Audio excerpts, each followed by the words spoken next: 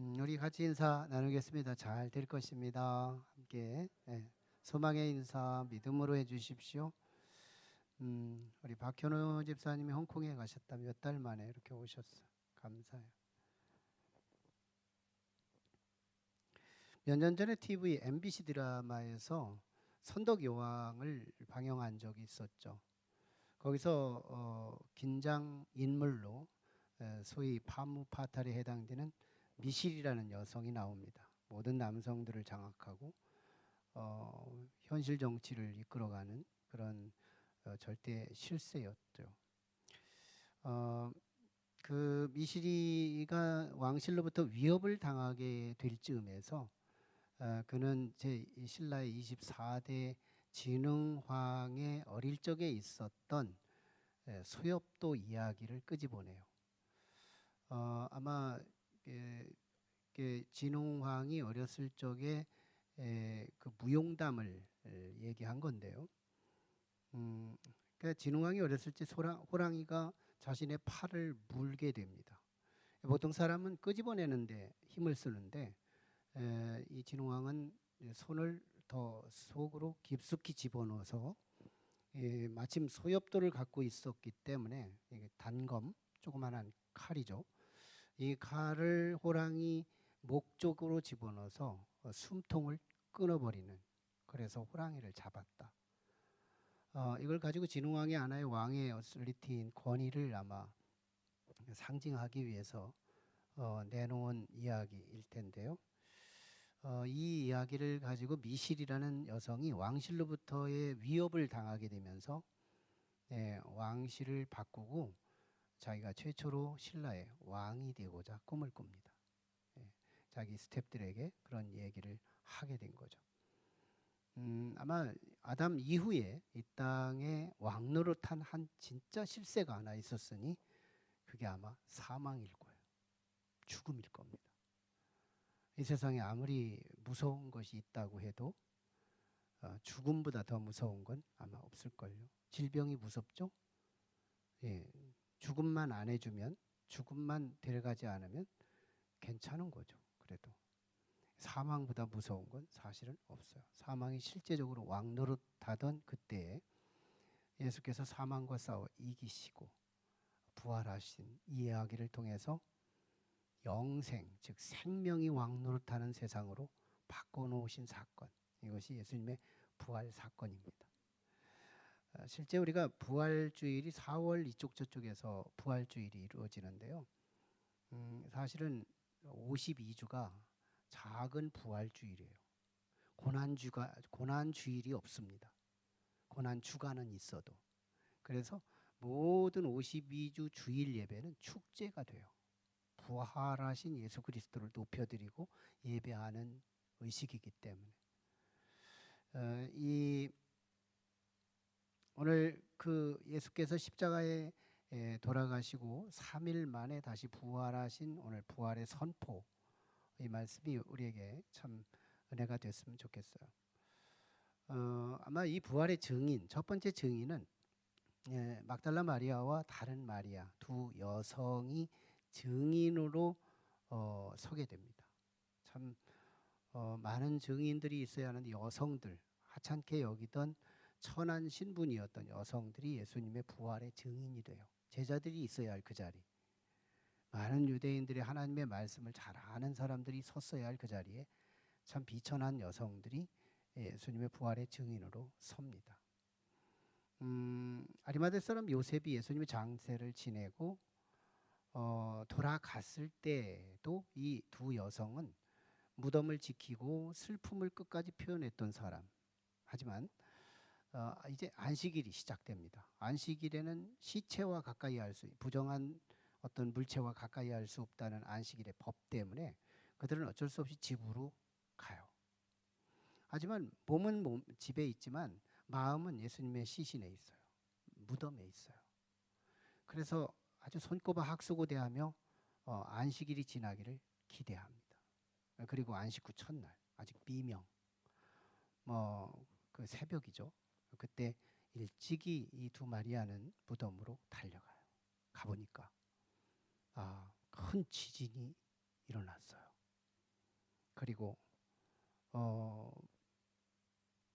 돌들이 개켜져 있고 예수님의 무덤 문이 열려져 있고 그 무덤 위에는 천사가 앉아 있고 천사의 모습은 햇빛 같고 번개 같고 그리고 또 그 옷은 흰 눈같이 희어 있는 이 상황이에요.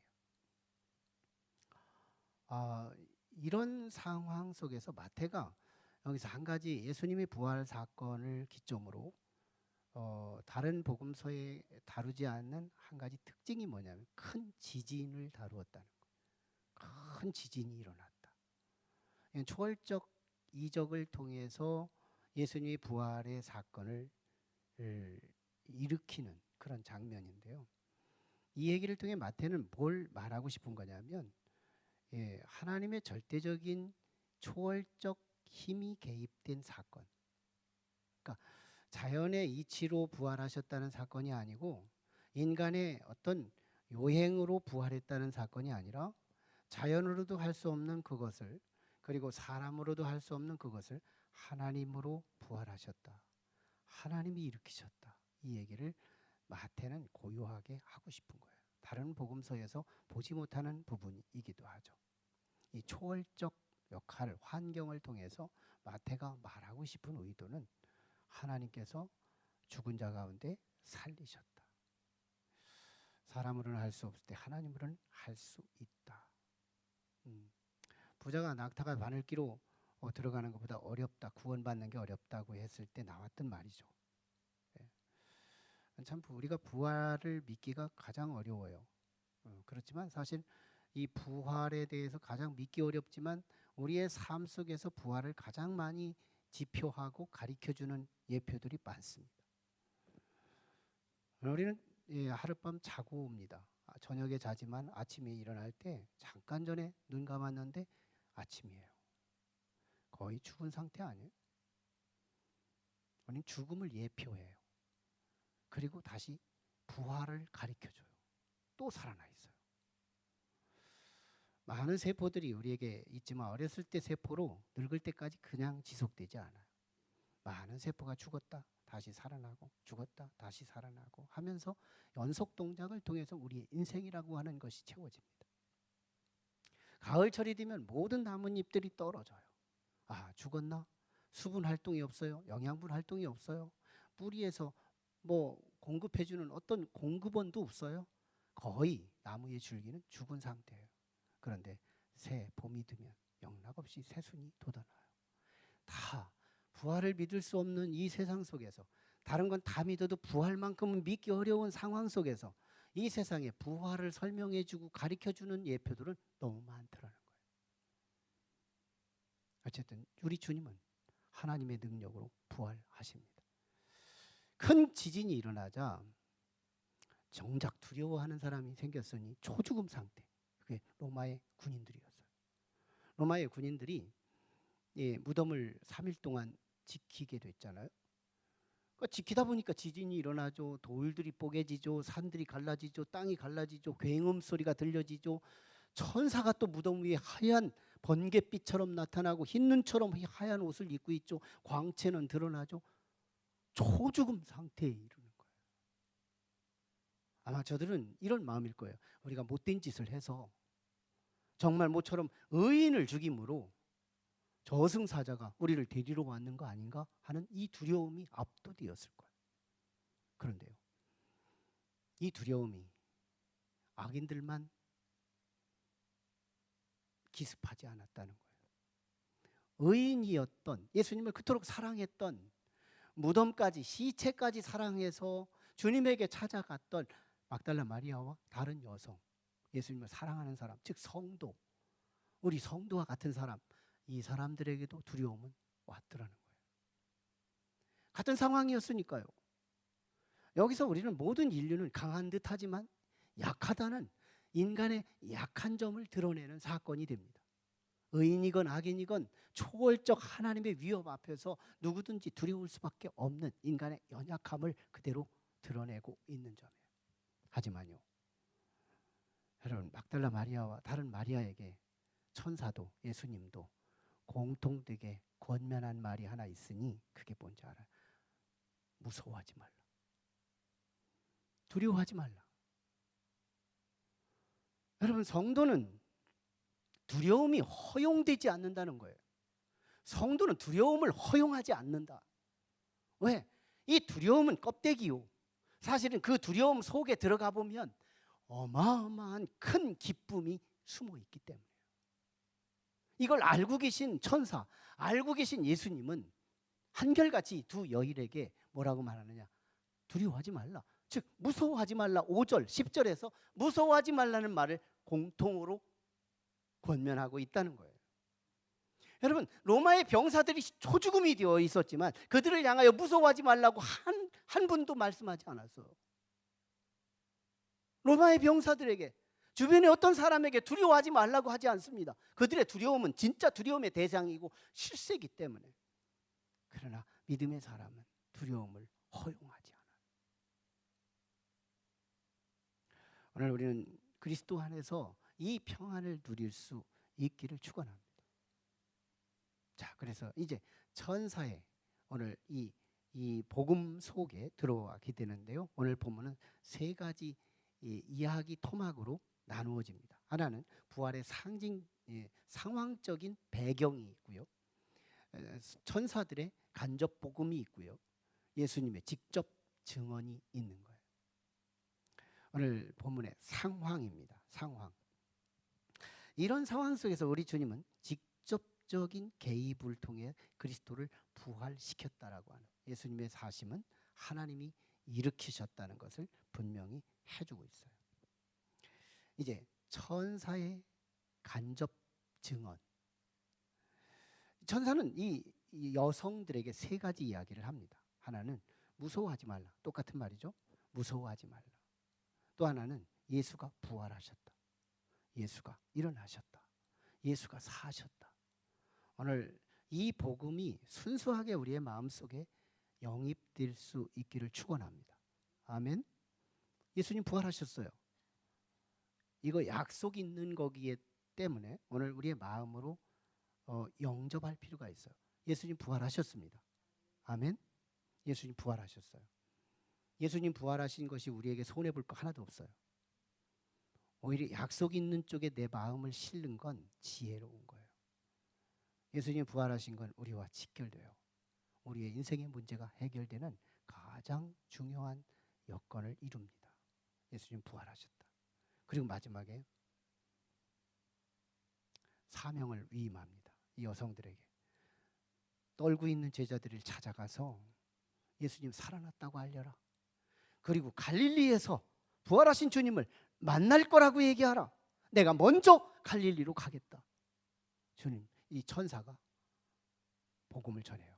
그때 이 여성들은 두 마음을 갖습니다. 하나는 두려움, 아직 가시지가 않았어요.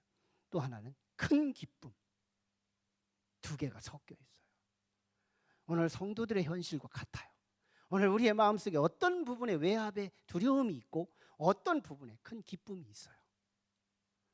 진정한 부활신앙을 가진 자들에게 우리에게 섞여진 감정, 두려움과 기쁨 두 개가 있습니다. 그런데 중요한 건 큰 기쁨이라는 거예요. 이 큰 기쁨이 잠시 후에는 작은 두려움을 삼켜버립니다. 온데간데 없는 두려움. 이제는 큰 기쁨만 남게 되는 부활의 신앙이 차려지게 될 텐데요. 그래서 주님을 향해 막 이제 제자들을 향해서 달려갑니다. 두 마음을 가지고 달려가는데 갑자기 주님이 나타난 거예요. 무덤 앞에서 갑자기 주님이 나타났어요. 그래서 주님이 직접 부활을 증거하게 되는데요. 주님이 첫 마디가 무슨 말이에요? 평안하냐? 주님이 이 평안하냐고 묻는 이 질문은 저들이 아직 불안이 가시지 않았다는 거예요. 불안이 있어요. 주님께서 지금 나의 평안을 너에게 주겠다고 하는 차원인 거예요. 이제는 너에게 아직 자녀로 남아있는 이 불안, 이 초조, 이 두려움, 이 무서움 이거마저 말소시키고 너에게는 이 큰 기쁨 하나만 선물로 가슴에 품어야 한다는 절대적인 평안을 주님이 주시는 거예요. 여러분, 부활하신 주님을 만나면 모든 두려움은 삭제되고 소멸되고 없어지고 오직 큰 기쁨 하나만 남게 된다는 건데요. 웨슬리가 이걸 실제적으로 경험하는 거잖아요. 영국에서 목사 안수를 받고 선교사로 파송받으며 조지아로 미국을 향해 바다를 항해해 가는데 한 복판에 풍랑을 만나잖아요. 집채 같은 파도가 내립니다. 그때 웨슬리는 목사이면서도 고난이 너무 크니까 기도도 안 나왔다는 거예요. 사실은 목사들도 고난이 크면 클수록 기도가 안 나오고 하나님을 부르지도 못하고 있는, 이게 현실이에요. 솔직히 그래요. 고난이 크면 신분, 또 아무리 거룩한 직분을 가지고 있어도 이게 기도의 입이 안 떨어진대요. 그래서 참 이게 기도는 훈련이기 때문에 기도 안 하는 사람은 아무리 지체가 높고 아무리 거룩한 성직을 갖고 있어도 위기를 당해보면 아는 거거든요. 웨슬리 기도 안 됩니다. 아, 이건 죽었구나. 이 죽음이라고 하는 사망의 권세가 압도되니 기도도 안 되고 주님을 부르지도 못해요. 그런데 한쪽 구퉁이에서 주 안에 있는 나에게 난 근심 있으랴, 아마 이 찬송이 흘러나오는데 이 고요한 음파가 얼마나 안정적인지 웨슬리 일기에 적나라하게 쓰여 있습니다. 너무너무 평안한 노래가 흘러나오는 거예요. 의문은 있지만 어떻게 집채 같은 파도 앞에서 내가 지금 내 코가 석자인데 그들에게 갈 수 없어요. 한참 동안 헤매다가 이제 파도가 안정이 찾아지고, 그래서 그쪽에 찬양했던 소리 쪽으로 갔더니 거기에 독일의 모라비안 교도들이 있었던 거예요. 그들에게 묻습니다. 당신들은 왜 이렇게 절대적인 평안이 있었고 나한테는 초죽음이 있었습니까? 나도 하나님을 믿는데, 얘들 예수를 믿고 있는데.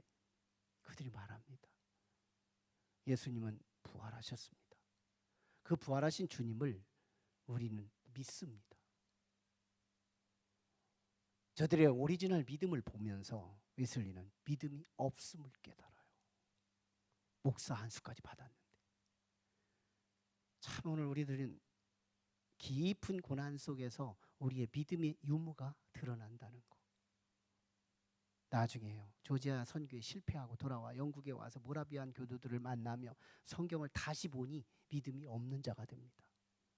그래서 그들에게 고민을 털어놔요. 내가 알고 보니 믿음이 없는데 어떡하죠? 돌아오는 주일날 설교해야 되는데. 그들이 한 수 가리켜요. 믿음이 아직 안 생겼거든 믿음에 관하여 설교하고, 믿음이 생긴 후에는 믿음을 말씀하십시오. 그래서 용기를 얻고 설교했다는 거예요. 부활하신 주님을 제대로 만나면 이 사망의 기습이 나의 머리를 뒤덮는다 하더라도 우리는요, 이게 두려움이 엄습하지 못한대요. 그러자 이 두 여인이요, 예수님의 발을 꽉 잡더니 경배하기 시작하는 거예요. 여러분, 찬양은 온 맘 다해 입술로 노래하는 거예요. 이게 찬양이에요. 경배는 전신 다하여, 전 인격을 다하여 하나님 앞에 드려짐이 되는 거, 이게 경배예요. 단순히 노래가 아니에요. 드려짐이 되는 거예요. 헌신이 되는 거예요.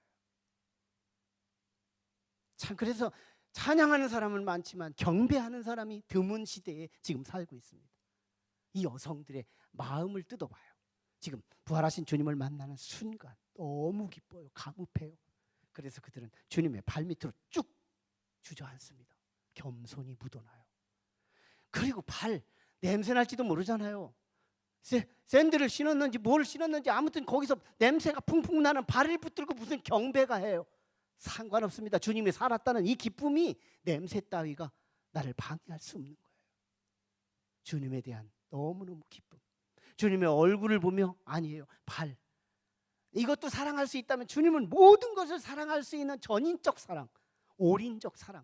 주님을 향하여 정말 주님 한 번 살았다면 나는 모든 것을 얻은 자가 되었다라고 하는 이 기쁨이 충만한 큰 기쁨, 메가톤급 기쁨, 인간을 헤아릴 수 없는, 숫자로 카운트할 수 없는 그 기쁨이 이 여인들을 채운 거예요. 그게 경배했다는 거잖아요. 경배.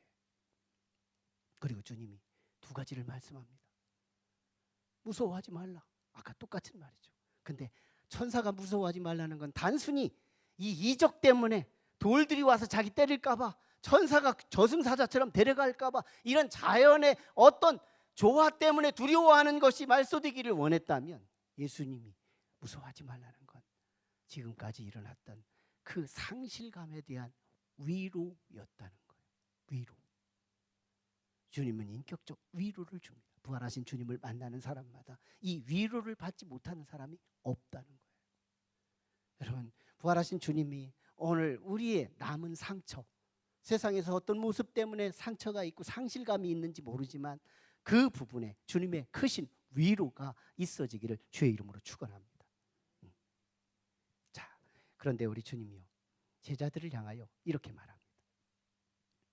이 여자들 둘에게 사명을 위임하면서 너희는 내 형제들에게 가서 내가 살아있다고 말하고 갈릴리에 내가 먼저 갈 테니 거기서 만나자, 이렇게 당부를 합니다. 그때 예수님이 천사와 똑같은 복음을 전했지만 다른 점이 하나가 있으니 내 형제라는 말이에요. 천사들은 제자들에게 가서 부활의 소식을 전하라 이렇게 말했다면 예수님은 내 형제들에게 가서 복음을 전하라. 사실 제자들이요, 벌벌 떨어서 자기가 죽을까 봐 두려워서 도망갔지만 사실은 예수님의 상실감도 있고 복합적인 상처와 아픔이 있는 상황이에요. 계속 어디까지 지금 숨어 있어요. 예수님처럼 자기들 죽을까 봐. 그런데 정작 예수님이 부활했다고 해도 저들은 걱정거리가 큰 거예요. 왜? 예수님 볼 면목이 없어요. 무슨 면목으로 주님을 봐요? 부활하신 것이 기쁘긴 한데 좋은 일이기는 하지만 어떻게 우리 주님을 만날 수 있어요? 그때 우리 주님이 하신 말씀이 뭐예요? 객관적 용어가 아니에요. 나의 형제들, 내가 너희보다 수직적 위에가 있고 나는 밑에가, 너희가 밑에가 있고, 그래서 위에서 호령하는, 지금 너희들의 죄를 네가 알렸다 하고 책망하는 그런 구조가 아니라 너희고 너와 나는 형제다 이거예요. 주님의 넉넉한 사랑, 풍성한 사랑, 너그러운 주님의 사랑. 예수님의 제자들이 부활하신 주님에 대해서 기쁘기는 하면서도 부담스러웠던 그 부담을 삭제시켜주는 예수님의 배려의 사랑, 이 넉넉한 주님의 사랑을 보여주고 있습니다. 오늘 말씀의 핵심은 부활의 복음입니다. 여러분, 이 부활의 복음이 기독교의 진수요, 타종교와 비교할 수 없는 탁월점이며, 이 부활의 우리의 신앙이 우리의 개인적인 영원한 축복과 상관된다는 사실입니다. 바울 사도는 이 부활의 신앙이 없다면 우리 기독교는 거짓 종교요, 오늘 그리스도인들은 다 거짓말쟁이로 비유하면서 이 부활이라고 하는 사실이 얼마나 우리 그리스도교를 타종교와 비교하고 우리 그리스도인들에게 탁월한 은총과 축복의 주인공이 됐다라고 하는 사실을 역설적으로 표현하는데요. 여러분, 미실이라고 하는 신라의 비실세 여성이 소엽도 얘기를 통해서 호랑이 속에다가 손을 집어넣고 호랑이의 숨통을 끊었다는 이야기처럼 예수님은 사망을 따돌리고 부활했다는 얘기가 아니라 사망 속으로, 사망을 향하여 싸우러 들어갑니다. 사망은요, 어떤 실체예요. 사망은 그냥 죽는 게 아니에요. 사망은 힘입니다. 사망은 세력이에요. 예수님 오시기 이전까지 아담 이후부터는 사망이 왕 노릇했습니다. 사망이 유일하게 인류를 겁박하는 도륙자 역할을 했다는 거예요. 사망보다 무서운 게 없었습니다. 사망의 그 실세는 너무너무 컸어요. 아무리 법이 무섭다고 해도 불량배의 주먹이 무서운 이유는 사망이 무섭기 때문인 거예요. 사망이 그렇게 무서웠어요. 그런데 우리 주님은 사망 속으로 들어갑니다. 그리고 사망과 맞짱을 뜹니다.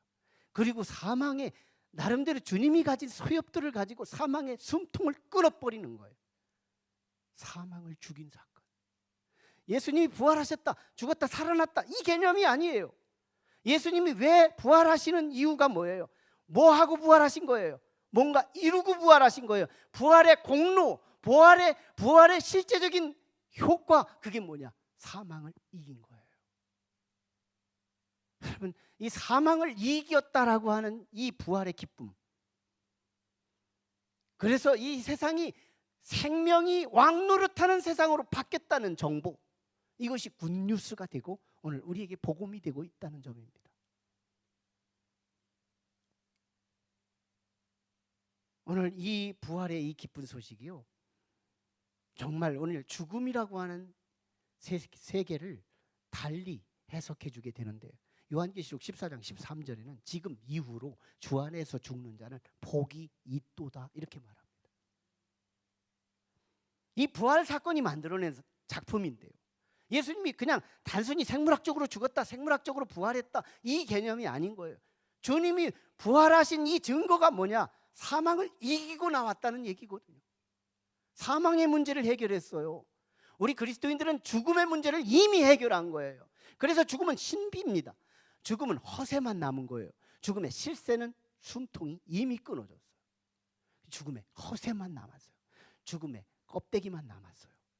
근데 우리를 여전히 겁을 주게 만드는 힘이지만요, 죽음은 신비여서, 죽음은 그리스도 안에서 죽은 자는 복이 있도다. 이제는요, 죽음이 두렵지 않아요. 저는 아직 두려움이, 이 죽음이라고 하는 시간이 조금 남은 것 같아서 제가 함부로 말하기가 쉬울 거라는 생각을 묵상해 봤어요. 저에게 적응합니다. 언제 죽음이 올지 모르지만 하나님께서 나에게 죽음을 주신다면 죽음의 이 신비, 부활하신 주께서 죽음의 문제를 실제로 숨통을 끊어내고 이 죽음 보자기 열기만 하면 그 속에 뭐가 있어요? 나의 부활이 있고, 그리고 나의 천국이 숨어 있어요. 여러분, 세상에 죽음을 복이라고 말하는 진리가 어디 있어요? 세상에 죽음이 복이라고 역설적으로 표현하는 가르침이 어디 있어요? 없다고요. 죽음이 복이랍니다. 이 죽음이 우리를 부활하게 하고 이 죽음이 천국을 만나게 하는 하나의 포장밖에 안 된다. 죽음의 실세는 이미 2000년 전에 죽었어요. 사망을 사망시킨 사건, 이게 부활 사건입니다. 이 엄청난 이 사건이 오늘 우리에게 믿음 하나 때문에 주신대요. 이게 엄청난 일입니다. 그래서 우리 주님이 이 부활 사건을 그리스도 예수님의 제자들에게 가서 제자들이 떨고 있는 그들에게 부활하심을 전하라는 거예요. 그리고 그들이 갈릴리에서 만나자고 하는 거예요. 여러분, 왜 갈릴리일까? 세 가지 의미가 있습니다. 첫째는 갈릴리는 낙향하기 딱 좋은 고향이다. 예수님의 제자들 실패했어요. 그래서 이제 뭐 하고 살아요? 주님이 사라졌으니 뭐 하고 살아요? 그래서 고기잡이 하나 간다. 대부분 고기 어부 출신이기 때문에 쉽게 낙향하기 좋은 갈릴리지만 딱히 그것뿐 아니에요. 모든 거 다 기술 못 배웠지, 뭐 어떤 세상에 어떤 권위가 없지, 그런 사람들이 먹고 살기 딱 좋은 곳이 갈릴리예요. 낙향하기 딱 좋은 마을, 거기가 갈릴리예요. 우리 주님은 제자들이 거기로 갈 걸 뻔히 알고 있어요. 거기서 만나자는 거예요. 낙심해서 가는 제자들의 모습을 미리 알고 주님이 먼저 가시겠다는 거예요. 그리고 이 갈릴리는 제자들을 소명했던 곳이에요. 사명이 위임했던 곳이에요. 너희는 앞으로 고기 낚는 어부가 아니라 사람 낚는 어부가 되리라고 선포했던 곳이 갈릴리예요. 거기서 부활하신 주님을 다시 만나 제 사명을 공급하기 위해서 주님은 갈릴리에서 만나주겠다는 거예요. 이게 요한복음 21장에서 구체적으로 베드로를 만나주신 주님의 모습으로 증명합니다. 주님이 베드로에게 만나요. 베드로야, 네가 나를 사랑하느냐? 3번 묻습니다. 3번. 베드로는 참 민망하면서 아가페, 또 다른 인간적인 사랑으로 주문을 내려가면서 주님이 나를 아십니다. 딱 사랑 하나 확인하고 내 양을 먹이라고 위임하는 예수님의 위임을 보시는데요. 여기서 베드로가 요한복음 서두에서 베드로로 계명을 한 이후에는 계속 베드로라고 불러요. 그런데 21장에 가서 시몬이라는 이름으로 다시 불러요. 엄마 아빠가 이름을 지어줬던 이름 시몬을 다시 부릅니다. 예수님 말씀하신 의도가 있어요. 베드로라고 불러주면 이름이 너무 크니까 못 감당하는 베드로를 향해, 민망해야 할 베드로를 향해 주님의 배려를 보시라. 시몬아, 옛날에 집에서 불렀던 이름 다시 불러대며 뭘까요? 다시 시작하자. 리스타트. 다시 시작하자. 얼마나 용기를 주는 거예요. 그리고 이 갈릴리는 부활의 주님이 가장 필요한 곳입니다. 부활의 주님이 최고로 필요한 곳이에요. 거기는요, 가난해서 배고파 죽을 사람들이 있어요. 사망 권세가 위에 있어요. 거기는 아파서 죽을 사람이 세요. 질병 안진뱅이가 있고 소경들이 있고, 거기는 38년 된 환우들이 있고, 아파서 죽을 사람이 너무너무 많아요. 거기는 외로워서 죽을 사람이 많아요. 사망 권세가 쌓여 있어요. 고아들이 있고 과부들이 있고, 거기는 정치적인 실패자들, 거기에는 빚쟁이들, 거기에는 너무너무 원치 않는 사망의 권세들이 위에서 압도하는 사람들이 가득한 그곳, 거기야말로 부활하신 주님이 가장 잘 먹히는 동네. 거기서 제자들에게 제 사명을 위임하고 그들에게 부활하신 주님의 소식을 증거하기 위해 갈릴리로 가라는 겁니다. 오늘 우리는요, 이 복음을 들은 우리들, 성령께서 여러분을 도와주신다면, 조직신학적으로 체계화돼서 이성적인 정립이 아니라 성령이 우리의 믿음을 도우신다면 이 부활의 믿음이 우리 안에 정착될 것입니다. 부활의 믿음. 죽음은 축복입니다. 죽음 하나는 해결되는 거예요. 죽음은 신비입니다. 죽음 뒤에 나의 부활이 있고, 죽음 뒤에 나의 천국이 있고, 죽음 뒤에 나의 영광이 숨어 있어요. 죽음이라고 하는 껍데기 허세에 우리는 두려워하지 않고 그 속에 숨어 있는 큰 기쁨, 이게 그리스도인의 심장이에요. 자, 이제 그러나 믿지 않는 자들을 보십시오. 그들에게는 두려워하는지도 모르게 두려워합니다. 이 사람이 죽어가고 저 사람이 죽어가는 이 트렌드와 흐름 속에서 나도 언젠가는 막연히 죽겠지 하지만 속에서 떠옵니다. 부교감 신경계들이 흔들리고 있어요. 떠는지도 모르고 떨고 있고, 두려워하는지도 모르고 두려워하고 있고, 무서워하는지도 모르고 무서워하고 있는 사람들이 하나님을 믿지 않는 사람들. 이거 믿어야 돼요. 이제 우리는 뭔가에 의해서 떨고 있는 우리 가족들에게, 우리 지인들에게 부활의 복음을 들고 가야 합니다. 사람들이요, 딱 중지 있게 멋있게 직립해서 앞을 향해 걸어가는 것 같지만, 그래서 동아줄 붙들고 가는 것 같아서 요지부동할 것 같지만, 사람 참으로 간사합니다. 이쪽의 사람이요, 조금만 미소만 주어도요, 사람의 고개는 돌리게 돼 있어요. 속신 있게 갈 것 같지만, 이쪽에서 조그마한 새끼손가락 같은 힘만 가해도요, 사람은 이쪽으로 기울어지게 돼 있어요. 이걸 알고 살아야 돼요. 나 자신을 보면 알아요. 굉장히 철학을 갖고 살아가는 것 같지만 여기서 미소 하나만 줘도 눈 돌릴 사람이 저예요. 여기서 조금만 친절을 해줘도 거기에 고마움을 쏟아낼 사람이 저예요. 이 사람이 얘기하지 않았으면 이쪽으로 갈 거였지만 이 사람이 얘기함으로써 이쪽으로 가게 되는 나의 삶. 사람들은 다 그렇습니다. 동아줄 붙들고 살아가는 인생 같지만, 어떤 철장의 권세를 붙들고 살아가는 것 같지만, 조그마한 닭의 눈초리 하나만 이웃과 싸우는데 내 편을 들어주기만 해도 힘이 돋아나는 것이 인간이에요.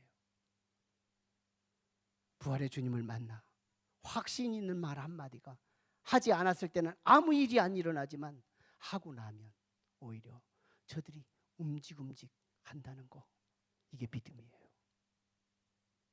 오늘 우리 가슴은 담대해야 합니다.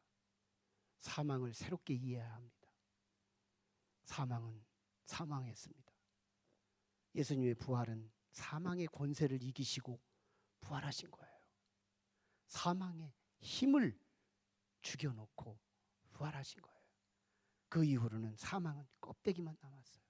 포장에 속지 말라. 언제 죽음을 하나님이 내게 주시더라도 죽음 하나 해결받은 우리 인생에서 떨지 않고 담대히 수용할 수 있는 부활의 신앙, 이거 우리 챙겨야 합니다. 성령 안에서 확신해야 합니다. 그리고 담대히 확신을 가지고 떨고 있는 숨은 제자들을 향하여 나아가야 합니다. 기도하시죠. 우리 같이 기도할 때